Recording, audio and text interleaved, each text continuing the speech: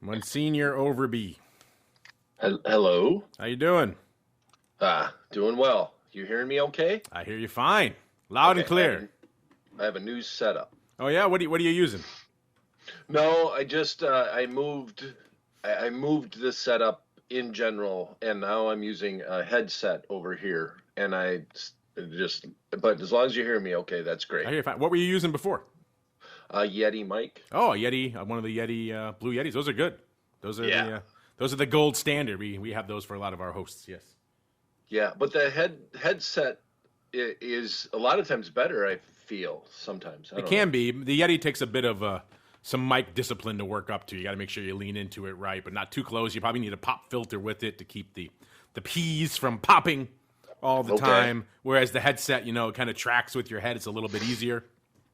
So it kind of depends. Everyone has their preference, but we like them all. Are you ready to do this thing, sir? Let's do it. Indulge the masses. I got a little bit of a cough, so I'm going to battle with that. Okay. Can't do it then. We're canceling the show. All right. Here we go. The people are ready. Here we go. 3, 2, 1. Bam.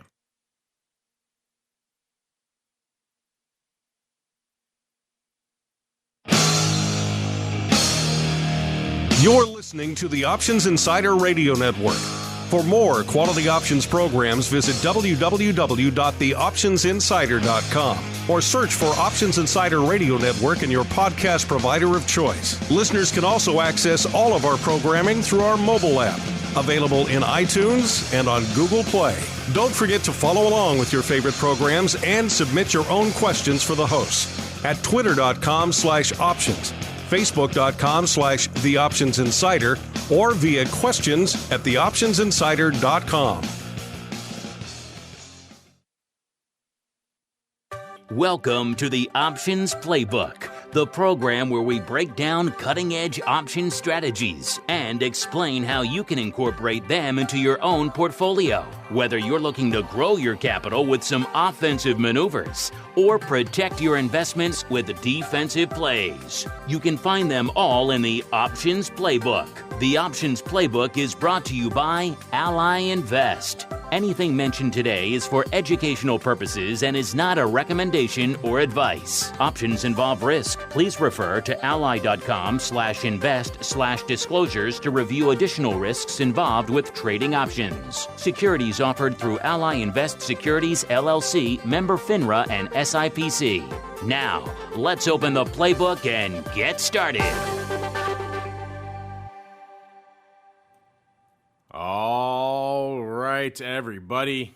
That music means we are back for the 400th time here for Options Playbook Radio. Yes, welcome to the 400th episode extravaganza, palooza, call it what you will. It's going to be a good time here. 400 episodes of Options Playbook Radio in the can. An extremely impressive accomplishment. Looking forward to a fun celebration. In order to do that, we have flung the gates far and wide. So you folks, if you listen in live, you can join us live. Ask questions at the live anytime that your heart desires. You want to fire up questions. People are always saying, hey, can you do more live huddles? Can you do more live huddles? Well, you're getting one today, listeners. A full mega extravaganza worth. My name, of course, Mark Longo from theoptionsinsider.com. Reminding you, of course, you get this nice, fun live one here on OPR 400. If you want to go above and beyond, join us live for the rest of our shows throughout the week, including, of course, our great pro Q&A sessions. Had a great one yesterday on Tuesday. And, of course, Options Oddities every Friday. Giveaways and a whole bunch more. TheOptionsinsider.com/secret club is the place to go. And, of course, however you listen live after the fact, it's more important than ever these days to really get out there. And if you like the show on an on-demand platform like an Apple Podcast or a Spotify or a Google, wherever you get the show, if you like what you hear, keep rating and reviewing. We don't remind you of that a lot because this show's been running for a while. It's got a great audience, and we love you all. We don't remind you out there that it's important to leave reviews. I've seen a lot of people out there leaving comments saying, hey, this show's great. It should have 1 million reviews. And you're right. That's on us. We should remind you more. So you could argue that it is more important than ever these days with people. We see the numbers. People are joining the options market every day. They're brand new to this product, and they go to a platform like an Apple Podcast or a Spotify, and they type in options, and they look to see what they find. And so if you like what you hear, those reviews out there really do make a difference for those newcomers, especially right now, more important than ever. So since it's our 400th episode spectacular, let's see if we can find a few of those. First off, let's go out to, I can't even say this, SJS Sharks fan 39. I think this is an Apple Podcast. They love the show, saying, I enjoy the show a lot, and Brian does a great job going through the concepts in a tight, concise way. Oh, I also enjoy the listener email shows that Brian and Mark do on occasion. Keep up the great work. Well, we will. There's Sharks fan 39. We got another 5-star review coming in from Rosalia. She says, this is so wonderful, informative, well-organized, expert, fun, and so helpful. Hope I live long enough to digest each episode. Thank you. Well, Rosalia, you got a lot to look forward to. You got 400 episodes worth of living to do. So we hope you last throughout the whole time and much longer into the future. Thanks to all of you who take the time to rate and review. And of course, it's not my show. I got to bring on your regular guest. He's champing at the bit. He's been super excited to do this. He's been talking about it for weeks. We can't get him to shut up about it. He is none other than your normal host, the options guy himself, Mr. Brian Overby, the senior options analyst over there at Ally Invest. Brian, welcome to your 400th episode. Spectacular, sir. Oh, yes, it's great to be here. I know we have a bunch of live people watching the show as we do it. We haven't been able to do that often. Oh, there they are, the live crowd chiming in. They're loving it, Brian. They're having a ball. That's awesome. And all the other listener questions. We got a whole hour's worth of huddle up today. So keep your questions coming, and let's do it. Let's huddle up, Mark. It's time to huddle up and answer questions about your favorite options plays. Submit your questions via twitter.com/options, facebook.com/theoptionsinsider, or questions@theoptionsinsider.com. All right, welcome to the huddle, the portion of the show where Brian and I gather here together to answer all of your many and varied questions. Some of you have been waiting quite patiently for quite some time to get your questions answered on the show. Sometimes, if it seems like it's going to be a while, I try to make sure you get routed to other shows because we don't do the huddle as frequently as maybe some of you like to do a huddle every week. That's not going to happen, but we like to do it as often as we can. Before we get to the questions, Brian, what are your thoughts on all the people out there like Sharks Fan 39 and Rosalia and everyone else who take the time to give you all these glowing 5-star reviews on all these platforms all across the sun, sir?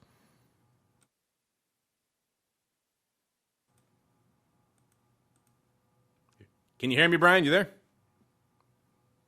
Oh, no. Yes. There we go. I am here. Rosalia, that made me chuckle, and I appreciate that a lot. I also, anytime we can get those reviews, just the feedback, the love that we received. Last year, we had more people download and stream the show than ever, so each and every year we're getting stronger, which is great. Because all we're doing is something simple. We're just trying to teach option strategies inside the playbook and looking for specific stocks that these alternative strategies that not a lot of people always talk about actually fit that mold. So I love getting the reviews. I love the little chuckle every once in a while. We have some great, very astute listeners out there, and please just keep them coming. Well, the live chat's already getting into it. Mr. Unlimited says, congrats on your 400th episode, Brian, and thank you for all of them. I'm sure he's listened to all of them. He's one of our more diehard listeners out there. So he's probably listened to all 400, Brian. Yep, him and my mom. Yes, him and your mom, the two most devoted. And Rosalia's got a lot of living to do. She got to make sure she's there for all 400 episodes. So keep it up, Rosalia. All right, speaking of 400, let's get to this one. This is from Eric Dyer. Poor Eric, he sent this in like right after our last huddle, so he's been waiting for a while. So we got to bump him up to the top of the list. Eric Dyer says, "Hello, Brian. I've been studying options for a few months now. I'm also an Ally Bank and Invest customer. Oh, well, you sent it in to the right place here. Eric, he says, I have 2 questions I was hoping you could help with. I understand that your answers are not financial advice. So he has a little smiley face, so he knows the drill. He says, I am primarily interested in covered calls on long equity / ETF positions.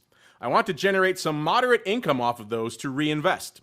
My preference in this case would not to be assigned. A little bit of a double negative. We'll forgive it here, Eric. If it happens, it's not the end of the world, but I'd like to keep the equities in a perfect world. Puts in parentheses, I can always roll the call or just repurchase the stock. So far, my assumption is that I need to have a starting delta on selling a covered call of around a 20. And he puts in parentheses, a 20% chance of assignment. All right. That's not quite accurate. I think we have a question about exactly that in a little bit, so we'll come back to that.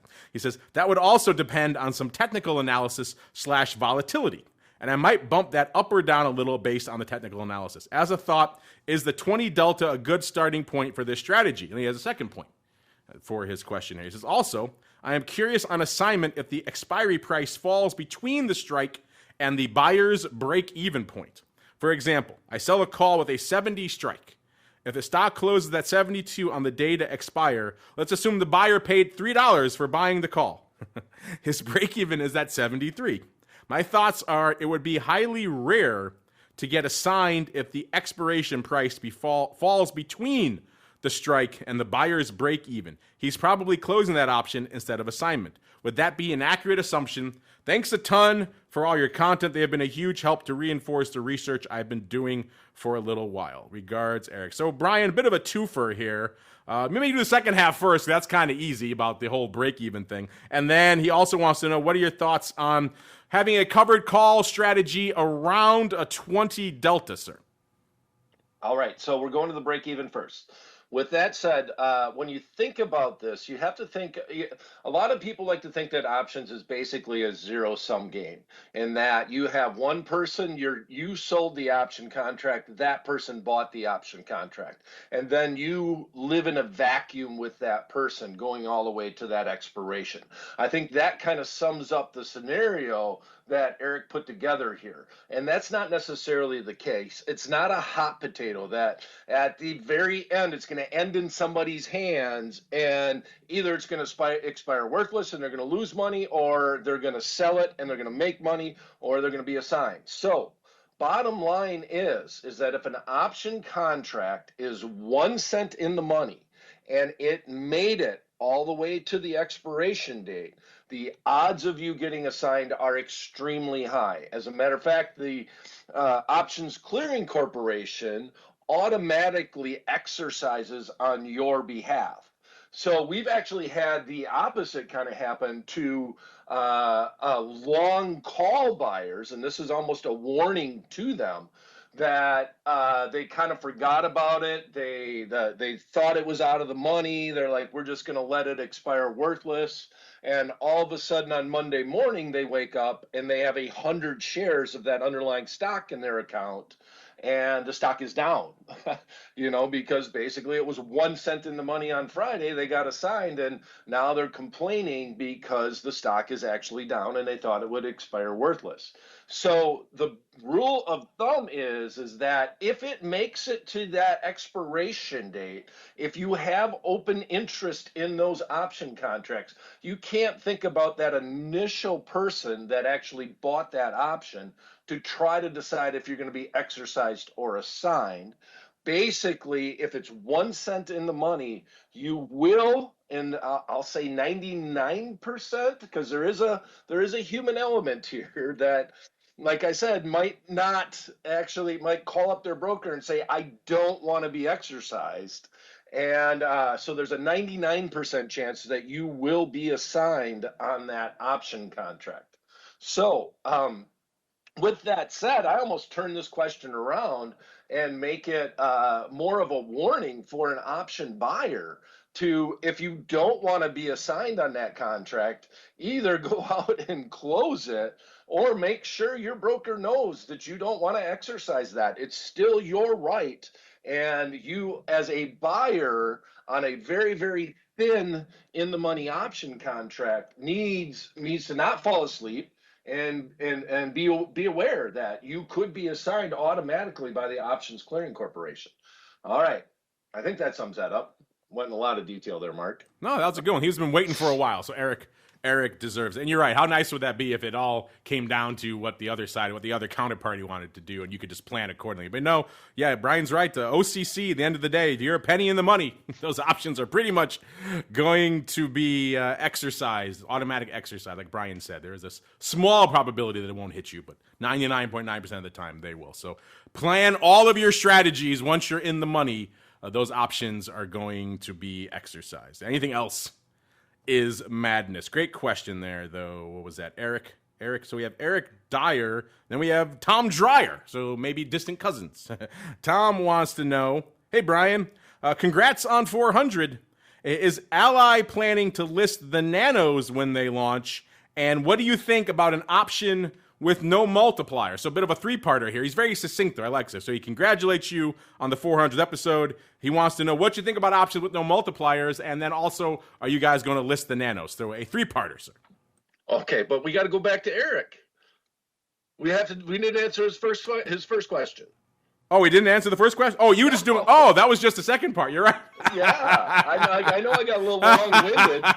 You're right. I know I got a little long-winded. I know you're excited. Question, 400 episodes. It proves to me that Eric's been listening quite a bit, because a couple of things that we did talk about on Options Playbook Radio is the fact that I think we looked at a couple of FOMO trades, and that's how we build the strategy that he's talking about, where we are long an in-the-money option contract, and we're selling shorter-term option against it, i.e. the fig leaf. Mark, you should have known I'm not going to let this one go. That's one of my favorite strategies in the Options Playbook. And we talked about that on the financial stocks months and months ago, about the XLF, and we also looked, I think, recently on MRO as an energy stock and doing a FOMO trade or a fig leaf, basically in the energy sector in general. So yes, starting by looking at a delta around 0.20, or in some regions they'd say a 20% chance of it finishing 1 cent in the money at that expiration date. Now, I always got to emphasize that that's at that expiration date. But with that said, I like to look around that range, but I'm going to err to giving up premium. So here's what I mean by that. You're not paying as much for the underlying as if you bought 100 shares outright. So if I'm selling this call option, and let's say on 100 shares of stock, I'm trying to pull in $1 or so, I will err to the side of receiving less premium to go up higher in strike. It's going to be a much higher percentage of the option price than the stock price. So I don't mind starting by looking at the 0.20 delta, but I'm probably going to go a little bit deeper out of the money on that. And I'm going to whittle away at some of that time premium, that time value that I paid for that option contract. So my ultimate goal of this strategy is to try to cover the amount of time premium that I paid for the option. Even though it's deep in the money, we're still going to be paying some time premium for it. And once I got to that level, I think I'm just going to let that option contract run. Hopefully I'm correct on my forecast with it, but that's kind of the way I look at that strategy. And another little thing that I'm always looking at, I don't care about where that delta or what it says. I don't want that unknown news event. So, well, I shouldn't say unknown. So if a company's going to be announcing earnings, I'm just going to avoid that month and that expiration. I'm not going to be selling option contracts against that. So that's a known news event, would be in earnings. And that's the one big thing that I would try to avoid. If I know there's a known news event that's going to happen, like, for example, Google, not necessarily that you might, Google's a very expensive underlying, obviously, so the options are going to be quite a bit expensive, but Google's going to be doing a stock split. So I don't want to mess with that. I don't want to be selling option contracts in that situation because I have no idea what's going to happen after they go through their split. They announced it, the stock went up, now it's came back off, had good earnings, but stock still sold off after the announcement. I just don't want to mess with that scenario. I'd rather just be long the option contract if that was the case in that underlying. So the 20% chance of being assigned, well, that is true. But one of the things about looking at a delta as a probability of assignment is to realize that the underlying stock, that's not the probability of it touching that strike price. So there's a much higher probability that it might get up to that strike price before that expiration date. Now, if you let it ride, the concept or the theory that's behind it, everything's theoretical here, is that you have a 20% chance, and it's not always, it's not an exact science, that it would finish 1 cent in the money. Now, if I'm doing the strategy and it comes up and hits my strike, even though I got a higher probability that it might not just stay there or finish in the money, I'm still adjusting the trade. I'm still rolling that trade. Another reason why I might go up a little higher and maybe sell the 15 delta and sacrifice a little bit of that premium overall. And that's mainly because a lot of people emphasize the probability at expiration, and there's something called the probability of touching, which is much higher over the life of that option contract. Anything to add there, Mark? Yeah, you did a pretty good job on that. I'm with you. A lot of people might initially bristle when they hear that 20 delta, because that's a pretty small delta. You're not getting a lot of juice for that. In fact, in our chat, we have Age of Delaquaria saying, I can't imagine selling a covered call at a 20 delta. Can't get enough juice to make it worthwhile, even in a no commission world, but to each their own. And I can understand that assumption. You want to get a decent income stream for it at the end of the day. Remember also, at the end of the day, the real engine for your income in a covered call is going to be the appreciation on that stock. In fact, whenever we've had Matt from ORATS on, he's the king of the back testers, right? He's run a bazillion back tests on covered calls, and the one thing he's found time and again that is the overarching dictate for how much that strategy makes is pretty much how far out of the money you write that strike. The more room you give yourself to run on the upside over time, the more that strategy could make. Now, of course, that was done predominantly in bull markets, so if things get a little choppy like they are right now, might be a little bit of a different story. Might want to be a little bit more aggressive with your premium harvesting. But in general, if you're going to initially poo-poo that 20 delta, which is, again, even below the risk reversal people usually like to look at. They like to look at probably a 25 delta call and a 25 delta put to get that 50 delta risk reversal to measure skew on a particular option. You're going even beyond that. So you're getting pretty small there. So as long as you're okay with not getting a ton of juice for that, so long as you're okay with that for the reasons we just laid out, I think what you're talking about makes a lot of sense. And yeah, obviously the second part with the automatic assignments, yeah, that it's a penny in the money. Just assume things are going to be assigned automatically and live to fight another day. All right, Brian. Now let's see how the crowd reacted to that one. Oh, they thought you were pretty funny. They think you're a humorous guy, Brian. I didn't hear a lot of jokes in there, but hey, they thought you were pretty funny. So well done. The crowd's liking it so far, even though some of them take an issue with your 20 delta, Brian. Really quickly, anything you want to add on that? People thinking maybe 20 delta is too little juice just for the squeeze? Well, it's just more so the percentage, right? Because if I'm buying an option contract, let's talk about the XLF. Maybe I paid $2 in premium. If I bring in 30 cents on $2 in premium, then I'm okay with that, right? I'm trying to avoid the assignment. I'm really trying to that's not a bad whittle away at that time premium that I paid for it. So it's all about, to me on the fig leaf, the percentage of the time premium that I'm bringing in, that I'm whittling away. And lastly, I think they were laughing at you because you moved on to the next question. They could be. They could be laughing at me. I have been known to be hilarious at times out there. All right, let's keep on rolling here. Let's see. Now we get to you, Tom. Eric's distant cousin, Tom Dreyer here. Tom says, hey, Brian, congrats on 400. Let's go back. We just said these before. Is Ally planning to list the nanos when they launch? And what do you think about an option with no multiplier? So a lot to unpack. Maybe we'll start with the last part. If you want to talk about the thank you and the congrats, have at it. But I am kind of curious your thoughts on these forthcoming nanos, sir. What do you think about an option with no more leverage, sir? I honestly don't. I haven't thought enough about it as to how the quotes, how everything's going to be disseminated overall on the product.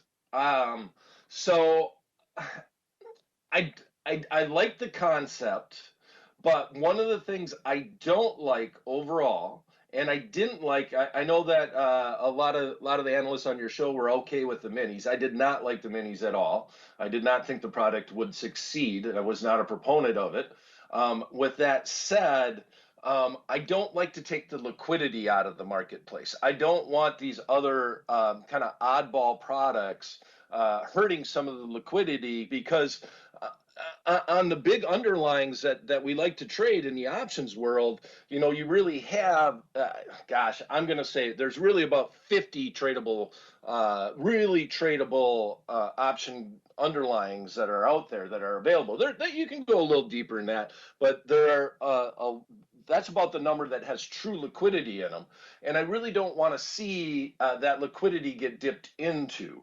So I'm okay with the concept, but I'm not a big proponent behind it. And as far as knowing if we're going to list them, it's going to have to do a lot with the way the quotes are sent to us and what the exchanges are doing. In the minis, our hand was forced because the data was coming, because they tied it to the underlying symbol. Every brokerage firm had to do the minis overall, whereas when the binaries came out, which was a product that I thought was more interesting just in general. Yeah, you were big on the binaries early on. I remember that.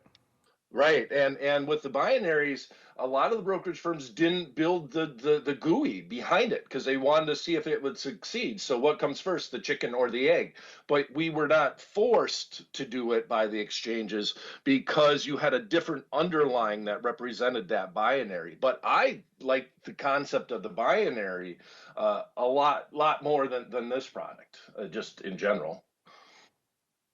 Yeah, it is a controversial one. We are kind of seeing mixed thoughts on this. We've kind of been taking the pulse on these ever since these products were first announced. By the way, we had a sit down, a virtual sit down, of course, with the folks over there at SIBO back towards the end of last year when they first announced these products. Asked them a lot of the questions Brian just brought up about, commissions, liquidity, market maker support, all the things that kind of really defeated the minis the last time. I remember the mini was still an option. It still had leverage to it. Now we're talking about getting rid of all of that. So they maintain they've thought about that and they have planned for that. We shall see. They are launching in a few weeks. If it sounds like, Ally doesn't sound like they're going to be listing them right away. We just had folks from TD on the network earlier this week. They say they haven't really heard or seen a lot about these things yet, and they're obviously a pretty big platform.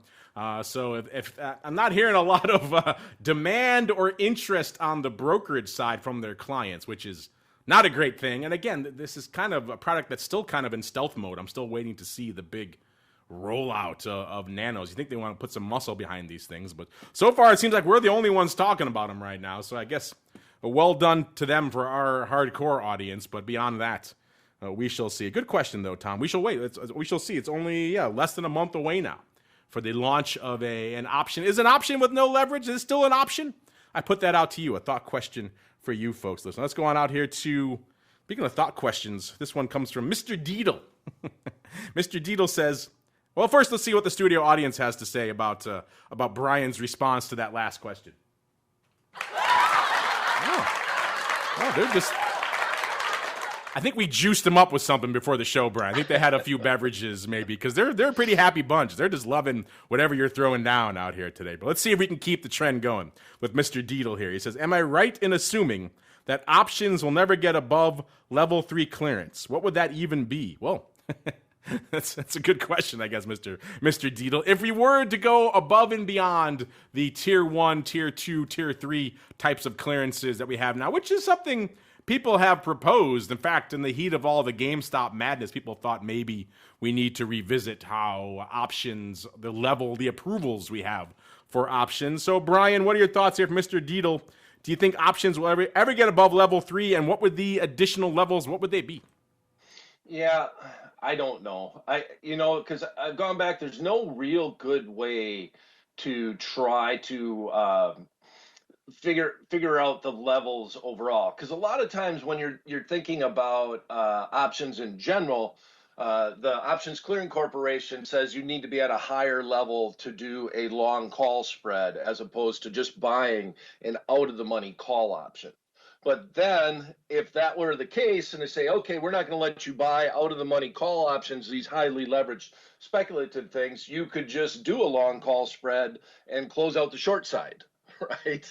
So it's just so hard to try to figure out exactly how to manage that risk, because it's kind of like that dinosaur movie. They're going to find a way to populate, no matter how you set up the rules and try to adjust them.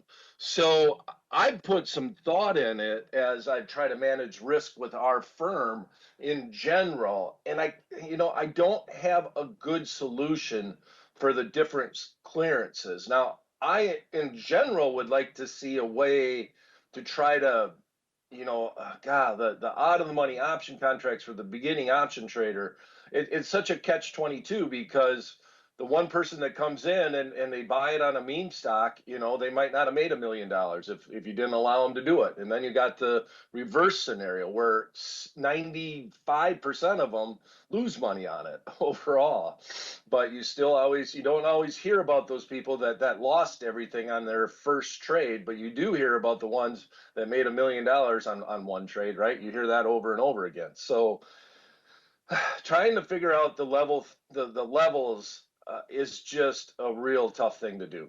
I don't have a good solution for it, and it's just really hard to get past the regulators and change everything that's about it.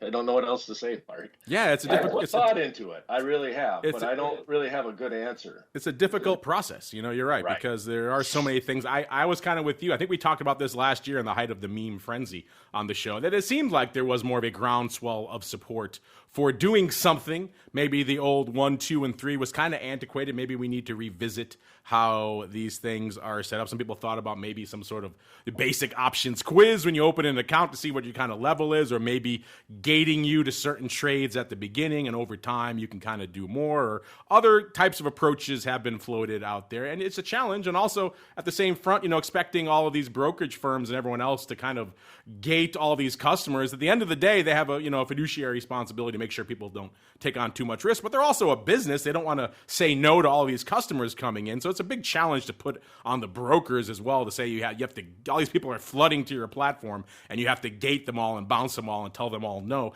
That's a challenge to expect from a lot of firms out there. So there's a lot of different things, but I would be kind of open to maybe revisiting this concept, because it is kind of silly. And right now, if you've ever opened an options account in the past year or so, you realize it really is almost a bit of an IQ test. If you can't get level 3, you're just not trying hard enough at most brokerage firms. Listen, it's really just a couple of clicks on a couple of pages, and that's it. And so I've had some friends, I've helped them do this, who are kind of newer to options over the past couple of years. And it's fun for me to do that, because I get the chance to kind of refresh myself and see what it's like for the kind of very entry level of the options market when they're setting up their accounts. And it was kind of eye-opening to me just how easy it is for a lot of firms out there. They don't really put a lot of hurdles in front of you. So it's an interesting thing. Maybe we could revisit that going forward to maybe make it a little bit more difficult for people to get themselves in trouble. But yeah, it's a challenge. I would love to hear, Mr. Dietl, you asked a question.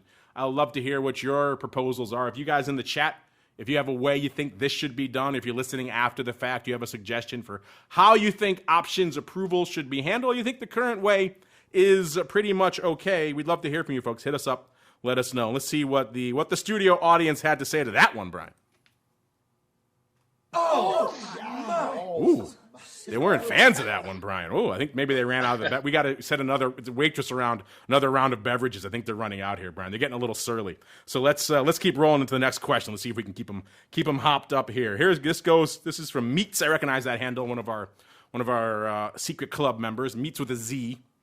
He says, when is the last time that the options guy bought a straddle in his own trading account? And did you see the Bloomberg article telling everyone to buy straddle? So a bit of a twofer. I believe we talked about that Bloomberg article on your appearance on Volatility Views, Brian, did we not? Yeah, we did. And that's funny, because the straddle that we just recently talked about paid on both ends. Yeah, it's another year where buying straddles pays off, at least in the beginning of the year. So we're in some turbulent periods. But he wants to know, Brian, on your own personal account, you're slinging stuff left and right, hither and yon. When's the last time you actually bought yourself a straddle? Well, one of the things, and we've always said this, I can't talk about my own trades. That's why we also bill everything as, that whenever we talk about these, they're not meant to be recommendations because we really don't know the customer. And that's one of the biggest things about being a brokerage firm is you need to know your customer to try to talk about trades and talk about your own trades. I can tell you that I have done straddles, and I do it infrequently, about as infrequently as I talk about them on Options Playbook Radio overall. But the most recent, I'm thinking of paper trades. I remember, Mark, we did kind of a schizophrenic straddle. We had a fun name for it on the airlines, where we bought a long put in one airline and bought a long call in a different airline. I don't know if that one actually worked out when it was all said and done, but the straddles that we've talked about aren't. We never wanted. In my mind, I'm not doing a straddle around a known event. And that's what the Bloomberg article was talking about, was doing long straddles around earnings. I want to do a long straddle in an underlying stock that has either a really good chart, and that's what MU had when we were looking at that long straddle, or there's potential for news to hit the stock over and over again. So I go back and I think of Boeing, even before the pandemic happened. Will the planes fly? Will they ever fly again? Are they going to be grounded? Is Europe going to allow them to fly and the U.S. not, and vice versa and all that? There was news that was hitting that stock all the time, and the volatility just wasn't really representing it. So if I'm doing a long straddle, it's got to be a weird event that it's happening on. I think the Micron was, if you just looked at the chart, it actually bumped all the way up to, got very close to its high from 2006. Now, I think that's what it was. I'm trying to remember the chart. And you're like, well, is it going to break through to that new high since 2006, or is it going to sell off? And luckily, the market helped it a little bit, too, on the downside. But it got all the way back up to that call strike. I've been watching it overall, so that was a little long-winded, but my whole thing about option trading is there's not just one trade that you can do, and I guess that's the point of Options Playbook Radio. And so I want to look for times that I can do long straddles. I want to look for times where I might do a strangle. Now, I've always been on the side of doing the straddle where we're doing the exact same strike, where we're buying the 50 strike put and the 50 strike call. And that's mainly because, it's hard to lose the entire investment when you're doing a long straddle overall. So I prefer to do that. And on top of it, you have the explosive gamma from that long straddle in that scenario overall. But I might be one of the. Are there other analysts that talk about long straddle here on Options Insider Radio, or is it just me? You've been kind of the most frequent when I think about it, but they have popped up even on shows like Boot Camp we do with Pastorelli. We had some questions and talked about. In fact, he was talking recently. I think he was interested in those. I know when we do some of our advisor and vol shows, when Matt comes on from ORATS, he does a lot of analysis of straddles around earnings. So in that context, earning straddles, he talks about them a lot. But in your context of like looking at a long straddle as an actual trading idea, it is something that has over the last year has definitely popped up more than we probably ever seen it before. So that should probably be some indicator of what kind of environment we're in, right? Right. Exactly. That does sum it up.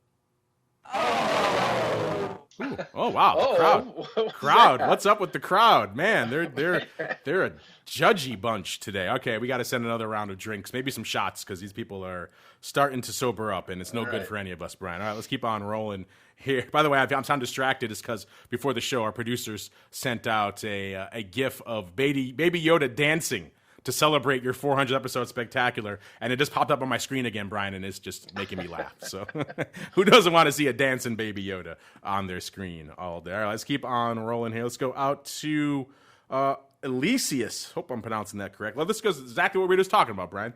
He says, please settle a bet for me. I've always thought that delta was the probability of an option expiring in the money, but my friend, he puts there in parentheses, and soon to be nemesis, or maybe based on the outcome of this bet, Brian, so we should tread carefully. He says, insists that delta is not actually the probability of expiring in the money. Who is right? So, Brian, we have to proceed carefully because we could end perhaps a lifelong friendship here and turn them into nemeses. Well, and I've had like professors from colleges actually email and say this is the exact same question over and over again. And I said, and my answer is really like, why? It's an approximation. It's not the exact probability of expiring in the money. So your friend is right, but it's not an exact science. So I'm okay with it. As a matter of fact, and Mark can back me on this, down on the trading floor, everybody on the floor assigned a delta as a probability of doing something. Hey, George, do you want to go to lunch today? Oh, 5 delta, the market's rocking. I don't think I can get away. Hey, George, you want to go across the street to the cantina after Friday expiration? 95 delta on that I will be there after the third Friday of the month. And I still remember the cantina. I missed that. I never got one of those shirts. Remember the servers used to always wear, Mark? Do you remember what the shirt used to say? I don't remember the shirt. I remember the place you're talking about, which was, right. Of course, infamous for their well drinks. I don't remember the shirt, no. Maybe because I had too many of those hefty well drinks. The servers used to always wear the shirts that say, don't drink and trade. Oh, you're thinking about the other one. Okay, I know which one. There were two back. Yes, okay, yes. I was thinking of the one that had the infamous kind of one. If you got one well drink from them, you were good for about a week. Yeah, that's true. I think that one was in Merc. Yes, that was in the Mortar Trade building. Yeah, this one was straight across the street from the CBOE, the closer one. I recall that one as well. No shortage of bars around the trading floor. But it's funny. It's funny you brought that up, Brian, because that was going to be my example as well. First off, you're right. It is an approximation, so everyone should use it in that sense. It is not a hard and fast. Because your delta is a 71 doesn't mean you have an exact 71% probability of that option expiring in the money. But Brian is correct, and that's the exact same example I was going to bring up. Traders used to use it as shorthand for probability all the time. In fact, if you run into someone, I still run into people who are, former floor traders, and you can always tell because they still will work it into a conversation. You want to go out to dinner? Oh, I'm a 70 delta. It's just the thing they say. It was the shorthand for probability used far and wide throughout the entire trading universe out there. So from that perspective, it functioned as that a little bit. But it unfortunately, who was this? Elysius. Unfortunately, your friend may be about to become your nemesis because unfortunately, technically, by the letter of the law, your friend is correct. But if you were talking about more of like a kind of approximation of what your probability probably might be, then you could easily be correct out there. Mr. Brian, you have more to add on the subject of delta, sir? Yeah, the one thing that made me really sad is now delta is better known as a variant of the coronavirus. So it kind of ruined being able to say, 20 delta. People are like, what? Now they're like getting mad at you for saying delta overall. So don't get me started on Omicron. You can't say Omicron. How many times do you say Omicron in a day? And now you can't even say it anymore. So they've stolen everything good from us, sir, in this pandemic. That's a sad thing about the pandemic. Let's see what our audience has to say about the pandemic reaction. All right. Oh, they're still going. They're really excited, Brian. They like that one. Wow. So I guess they got the beverages we sent around. They're feeling good. So they're an excited bunch. Let's see if we can keep that energy level high, Brian. All right. Here we go. All right, let's go to Tim. Tim has an interesting one, very specific question. He says, I sold 3 contracts of an Iron Condor on Roblox, set to expire in about 3 weeks with a $3 wide spread. And I was able to collect $189 per contract while only risking $111. Why would the market makers accept this trade when I'm collecting more premium than I'm risking. Thanks. Well, it's an interesting. This is an interesting misperception, perhaps, of how iron condors work, Brian. But what are your thoughts here? Roblox has kind of was a hot one for a while. It kind of fell off our radar again. Maybe Tim's getting back into those waters. What are your thoughts on the iron condor and the notion that he could sell? It sounds like a $3 wide spread for somewhere around 189, and he's surprised by that. Yeah, well, I'd like to know how wide it is. Obviously, that when you're looking at that trade, but he says $3. Well, I mean, where the strikes were relative to the stock. Yeah, like how far are we out of the money? It's kind of hard to look at it. But I guarantee that if you entered an iron condor as an iron condor and you did not leg into it, you put it all in as a four-legged trade down to the floor. You did not steal that trade. If you come to the floor with a four-legged trade and you can fill somewhere near the midpoint, then that's a solid trade that you put on.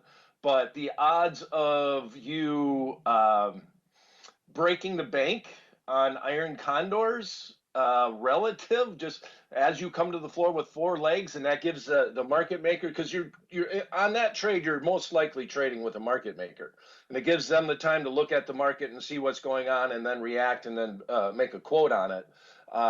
Very rarely, and it all happens electronically now too. I'm old school, so I say floor, but some of these don't even make it to the floor. They get traded with electronically. But with that, I digress. With that said, that had to be the going rate, but I don't know how far he was out of the money for Tim. So maybe you got some more thoughts on that, Mark, but.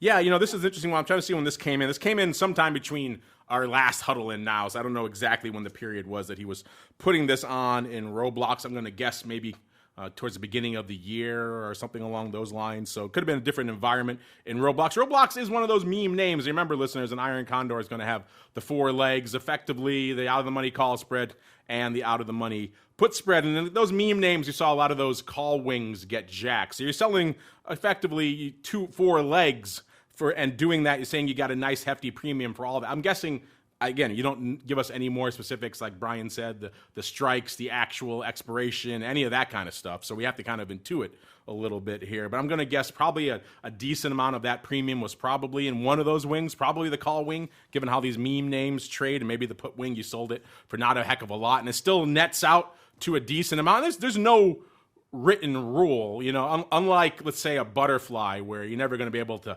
buy a butterfly for a credit. It'd be nice, but you're not going to see a lot of brokerage platforms put that type of trade. There's no rule that you can't sell an iron condor for a significant portion of what the actual spread is worth. The dream would be, a heck of a lot more than the spread is worth. You're not going to really get that, but that'd be nice.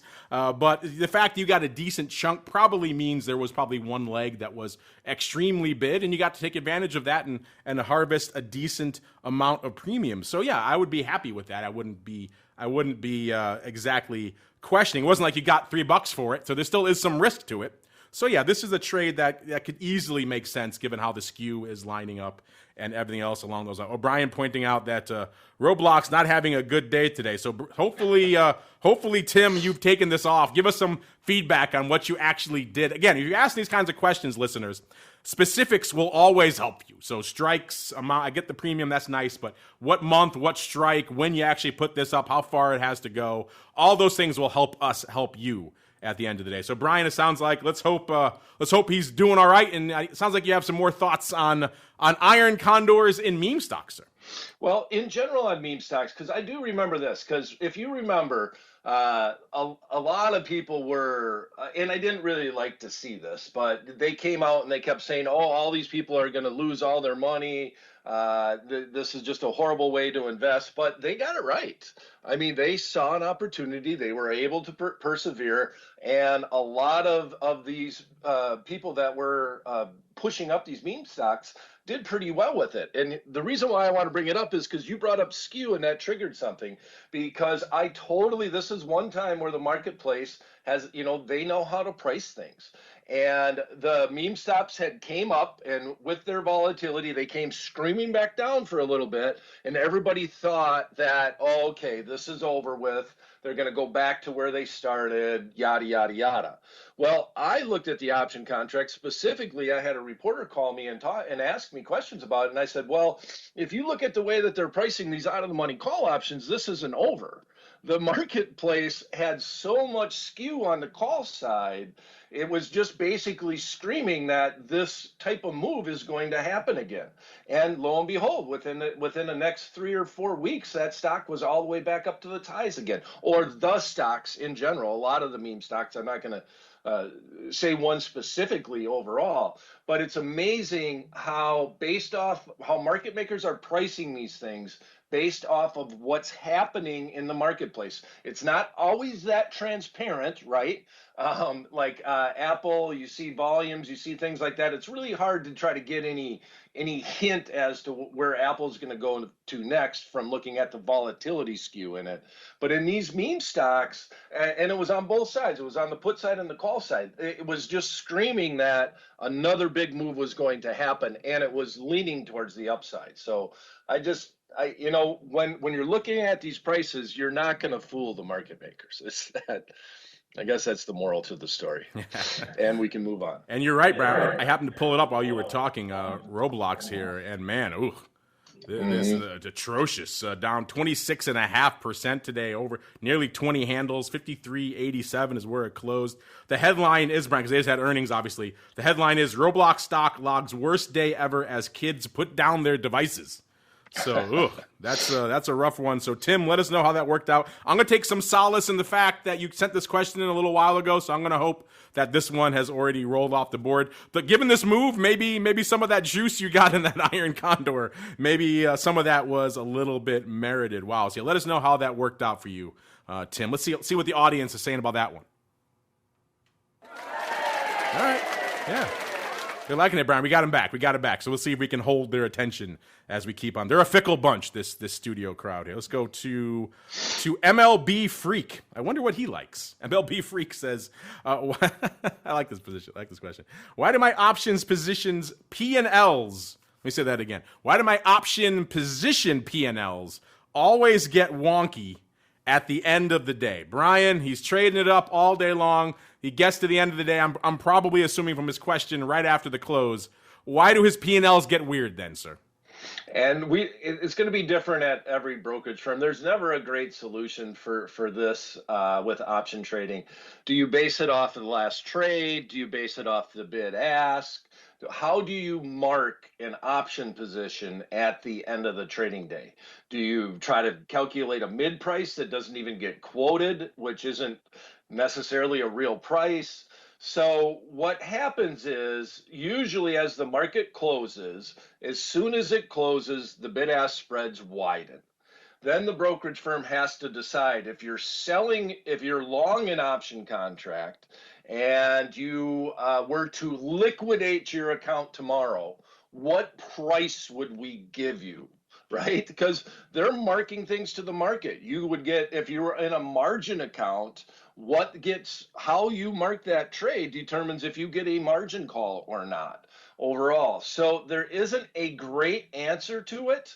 When I talk about Options Playbook Radio, just to try to keep things so that you're comparing apples with apples, we always look at the midpoint of the trade. There's never a guarantee that you're going to get a midpoint fill on your 2, 3, 4-legged option trades.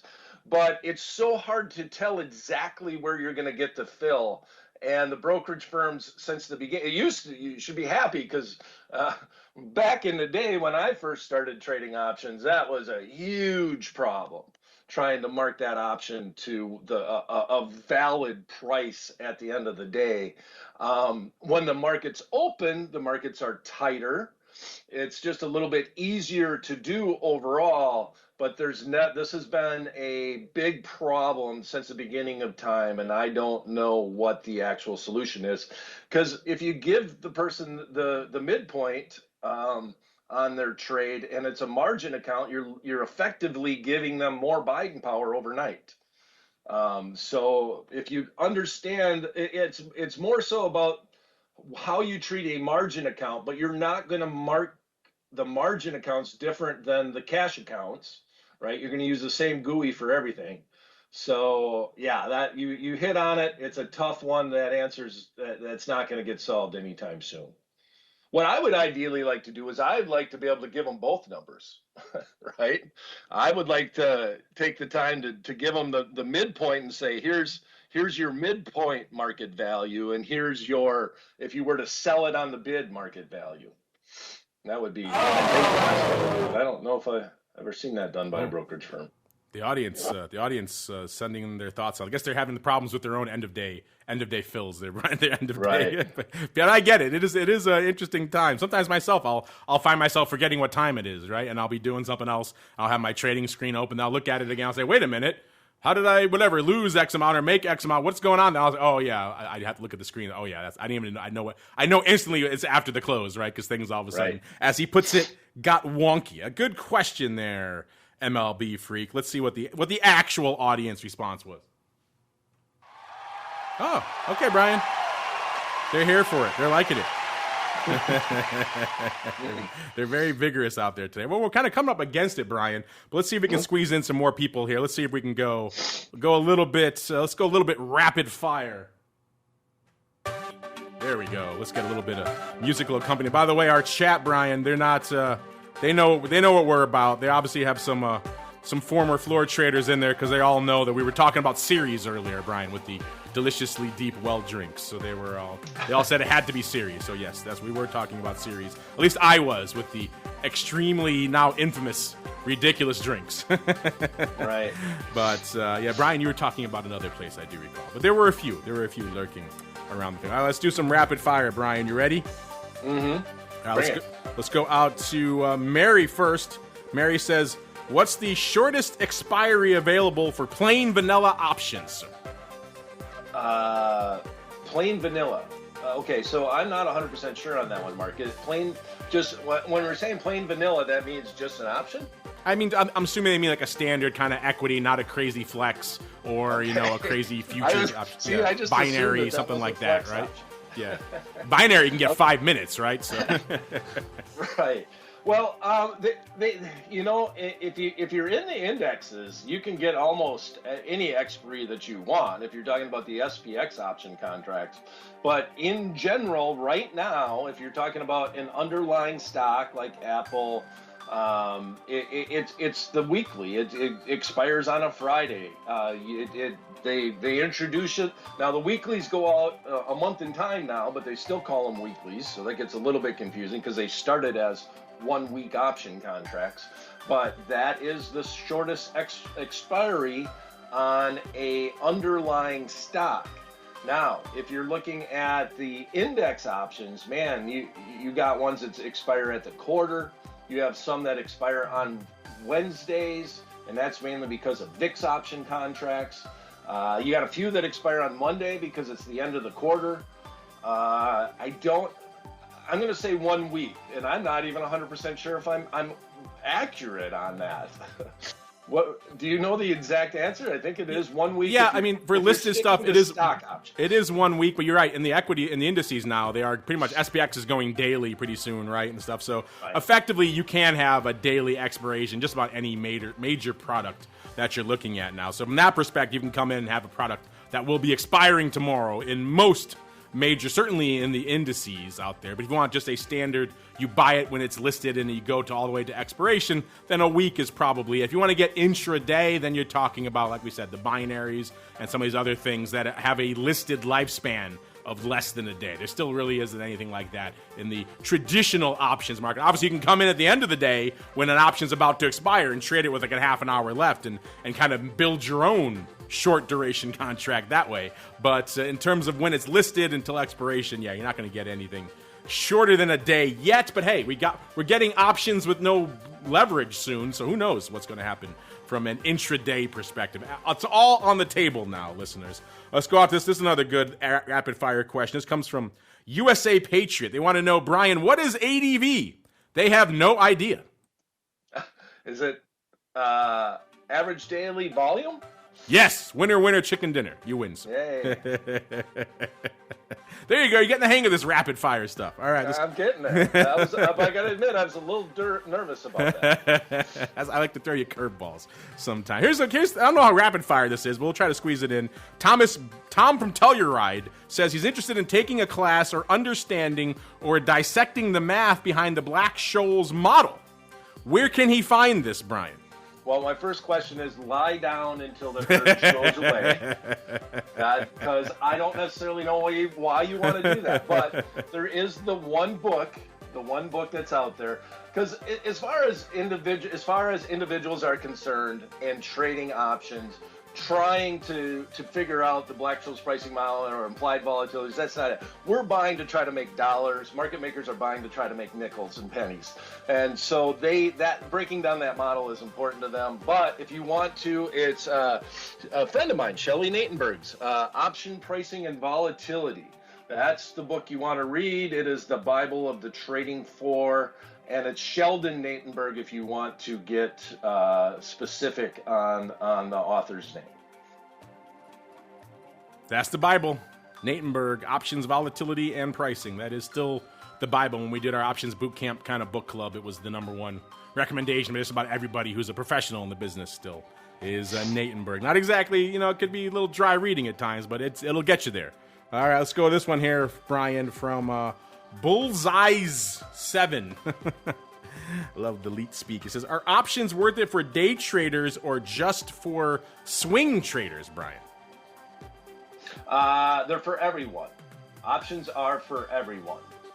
You can use them to increase leverage, but what they're first intended to do was to manage risk. And if you take the idea that options are only for speculation, you'll never understand them. There you go. Well said, sir. There's a bunch of them here. I'm trying to find ones that we could do. These are all longer. We could do in kind of a rapid fire. Here's a quick one you could fire off if you want, Brian. This goes for. I just like this handle. The Giddy Franciscan. I don't know if he's a Franciscan monk or he lives in San Francisco, one or the other. He says, sell in May and go away. What option strategy benefits from the profound market malaise that occurs over the summer? Brian, this guy wins just for the handle alone. I like it. What do you have to say for him? He thinks sell in May and go away is a thing. What should he do? Outside of selling in May and going away, I guess. Well, in general, I would say because sell in May doesn't necessarily mean the market's going down overall. It's just sometimes you get a malaise, and I think you use the right term there, over the summer months. So a good strategy is covered call writing on positions that you have. It gives you a small pillow to land on. The fig leaf that we talked about on the show today, those little type of strategies where you're bringing in some premium to try to offset and give yourself a little bit of protection on the downside. All right, Brian, you did it. Let's see how the audience, how do they feel about the in total, the 400th episode extravaganza, Brian? I'm on pins and needles here. I can't wait to hear. Oh, they're into it, Brian. Nice. Oh, I can't shut them up. They keep going. Whoa. All right, thank you. I appreciate that. Wow, that's a lot of love. Wow, that's a serious amount of love, Brian, here for the OPR 400th episode spectacular. So, Brian, did you have fun on your own celebration, sir? Yes, without a doubt. And I do have a new URL that I want to share with everybody. Oh, have at it. All right. So, as always, I usually tweet about all the events that we're doing over here at Ally Invest via Twitter, and my handle is very simple. It's @BrianOverby. But we did set up a new email page, and it's ally.com/ all one word, investeducation. /investeducation. And you can sign up for an email list there, and we'll email you once a week with all of the option events that we do at Ally Invest. There you go, listeners. Check that out for all the great stuff they have going on. Believe it or not, Brian does other things outside of talking to you guys every week here. I know it's hard to believe because you all love this the most, but hey, he does other stuff too. So make him happy. Sign up for all the other fun stuff. Give him someone to listen to him when he's not talking on our network here. Right, Brian? Definitely. And Brian, of course, we love the episodes, these spectaculars, and we have special guest stars, and those are all fun. Probably go back to those again in the future too, because they're fun. But I also like the ones where we kind of just get in there and really mix it up with the listeners. What about you, Brian? Oh, without a doubt. This was a lot of fun, a lot of great questions. I really get pumped up while I'm answering these questions, and we have such an astute crowd, and they're just such great questions. So, as always, I'll finish it off, and I'll say, may all the options you bought finish in the money, and all the ones you sold finish out for the next 400 episodes.